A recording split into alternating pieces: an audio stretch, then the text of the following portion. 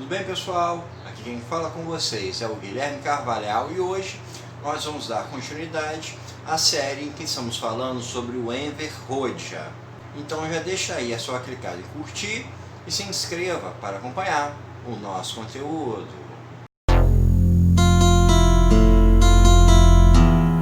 Antes de iniciar este vídeo, eu gostaria de apresentar para vocês o meu livro Colchão de Cacos de Vidro, que é um lançamento da editora Penalux. Eu vou deixar aqui no card um vídeo em que eu explico melhor sobre o livro e aqui na descrição o link para a compra. No vídeo anterior a gente falou sobre a ascensão do Enver Hoxha, como ele se tornou líder do Partido Comunista da Albânia e como foi a chegada do seu grupo político ao poder. Hoje nós vamos falar um pouco sobre como foi o processo do governo do Enver Hoxha nos 41 anos que ele esteve à frente do seu país. De 1944, quando eles tomaram a capital Tirana, e até 1985, que é o ano em que ele faleceu. O Enver Hoxha, ele tinha um estilo muito parecido com o Stalin. Era um líder que ele tinha bastante admiração. E o modelo foi copiado à risca. Foram muitas perseguições políticas, foram muitas mortes políticas, muitos inimigos políticos do Enver Hoxha que foram para a cadeia ou então foram mortos. O Enver Hoxha era uma liderança paranoica e ele enxergava inimigos em todos os locais e qualquer pequena falha, qualquer pequeno fato na vida de um aliado poderia ser o suficiente para mandá-lo para a cadeia ou então para matá-lo. Um ponto bem bizarro da biografia do Hoxha é que muitas pessoas com quem ele teve contato ao longo da vida acabaram ou sendo presas ou então morrendo. A pessoa que pela primeira vez deu a palavra a ele em um evento público foi morta. Uma antiga companheira do ensino secundário foi morta.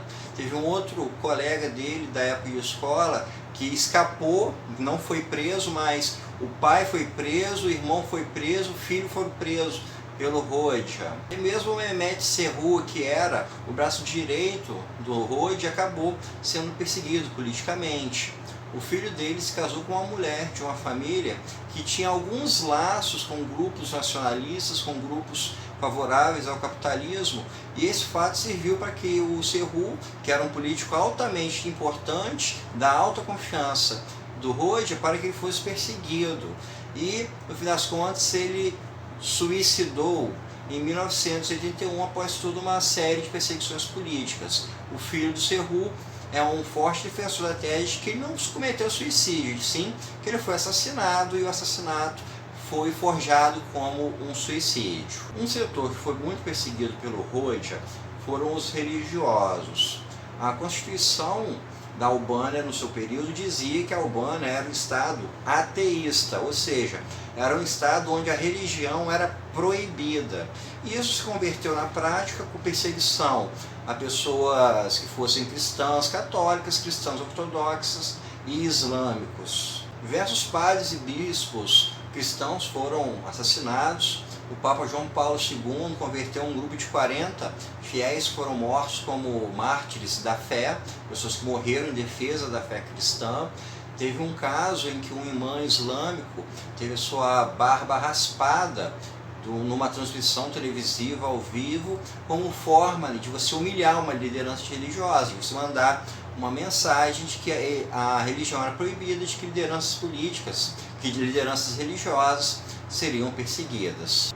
O saldo de mortandade superou 5.000 pessoas, mais de 900 foram mortos em pelotões de fuzilamento, mais de 20.000 pessoas foram presas por períodos acima de 3.000 anos. No aspecto econômico, o Hoxha criou o modelo típico do regime comunista da estatização dos meios de produção, como, por exemplo, através da criação de fazendas coletivas, mas o resultado desse processo foi bastante negativo.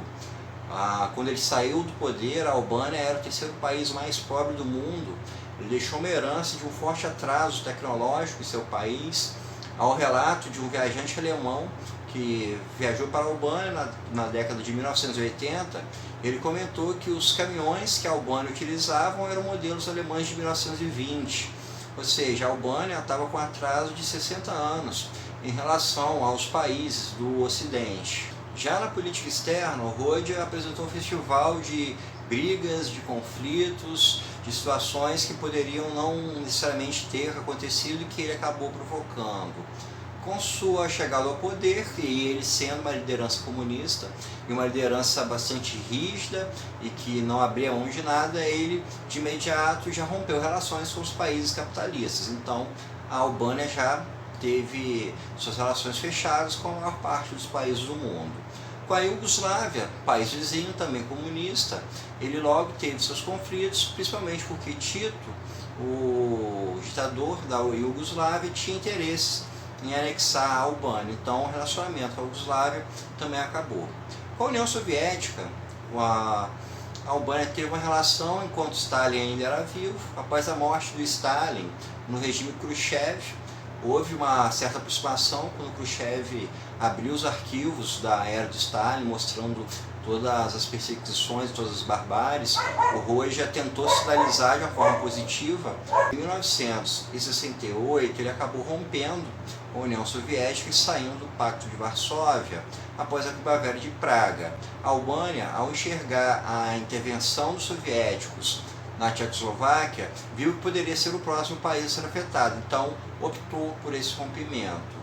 Da mesma forma, com a China também houve inicialmente uma aproximação entre os dois países comunistas, mas após a morte de Mao Tse-tung, a chegada ao poder do Deng Xiaoping, a Albânia também cortou relações com a China. E com isso fica evidenciado então que a Albânia se tornou um país isolado, um país que não tinha proximidade com nenhuma outra nação, não havia relações diplomáticas nem nada disso. A Albânia, da época do Enver Hoxha, foi um país em que seus destinos foram definidos pelos caprichos de um tirano. As pessoas que ele não gostava, pessoas com quem ele tinha algum tipo de birra, pequenos conflitos que tornavam imensos, uma liderança que era paranoica, ciumenta, invejosa, altamente orgulhosa, e colocou tudo isso para fora enquanto decisões políticas. Foi um regime que desrespeitou altamente os direitos humanos, com muitas mortes por execução, muitos julgamentos que não tinham nada de justos, com muitos presos políticos indo para trabalhos forçados, e isso junto à censura, a outras restrições de liberdade. Um caso, por exemplo, albaneses eram proibidos de sair de seu país, ou seja, o direito de você fazer o que você quiser com sua vida era negado ao cidadão. E some a isso um atraso econômico que fez com que o país não conseguisse atingir um grau de desenvolvimento que permitisse condições materiais melhores para a sua população. Há um caso bem estranho que ocorreu em uma reunião partidária. O grau de pobreza era tão alto nos grupos camponeses que se cogitou uma seguinte regra: o camponês poderia escolher ou entre ter um filho ou entre ter uma cabra, os dois não podiam. Então isso mostra como era tanto o grau de pobreza no país quanto a restrição aos direitos individuais do cidadão. Após a morte de Rhodia, o regime comunista durou ainda mais 5 anos. Em 1990, a ditadura caiu na esteira do término dos regimes comunistas após a queda do Muro de Berlim. Como Rhodia era uma figura que detinha todo o poder de comunicação em seu país, ele era uma figura que na verdade era muito desconhecida tanto interna quanto internacionalmente. O que os cidadãos albaneses conheciam era aquilo que o Rhodia queria que eles soubessem. Ele controlava a televisão, ele controlava toda a indústria midiática e assim ele apenas aparecia da forma como ele gostaria. Após a queda do regime comunista, que começou-se então a descobrir quem de fato foi Rhodia, sua personalidade, as relações que existiam, e até hoje é uma figura em que ainda há muito que se conhecer, porque as pesquisas sobre a vida dele começaram há 30 anos, mas muito material ainda tem sido levantado ao longo desse tempo. Então, pessoal, isso é tudo por hoje. Espero que vocês tenham gostado e até o nosso próximo encontro.